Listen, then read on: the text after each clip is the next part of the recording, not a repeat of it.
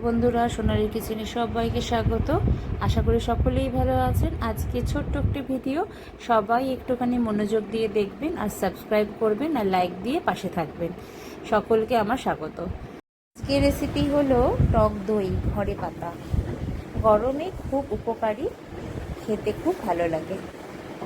লাগছে half litre দুধ। Half litre দুধটাকে আমি পাত্রের মধ্যে ঢেলে নিচ্ছি। ঢেলে নিয়ে গরম করতে দেব। একটু ফুটে আসলে একটু ভালো করে ফুটিয়ে নেব। টক দই খেতে খুব ভালো লাগে। দুধটা ফুটে এসেছে, এক পাত্র থেকে আমি আরেক পাত্রে নিয়ে নেব। এই রকম এক পাত্র থেকে আরেক পাত্র 5-7 বার করব, তাতে দইটা ভালোভাবে বসে। আমি যেরকমভাবে করেছি আপনারাও সেইভাবে করবেন। অনেকবারই এক পাত্র থেকে আরেক পাত্র করে নেব।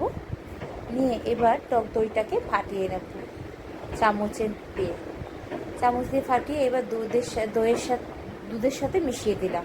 দই আর দুধটাকে মিশিয়ে একটা কাপড় দিয়ে ঢেকে রাখবো 4-5 ঘন্টা। 4-5 ঘন্টা ঢেকে রাখার পর কাপড়টাকে সরিয়ে দেবো। দেখুন কত সুন্দর দই হয়েছে। ঘরে কত সুন্দর দই হয়। আপনারাও এইভাবে দই পেতে নিন। আর এরপর আমি ফ্রিজে রেখে পরিবেশন করব। আমার রান্নাটা যদি পছন্দ হয়ে থাকে একটা লাইক এবং সাবস্ক্রাইব করবেন আর সকলে পাশে থাকবেন। অসংখ্য ধন্যবাদ দেখার জন্য।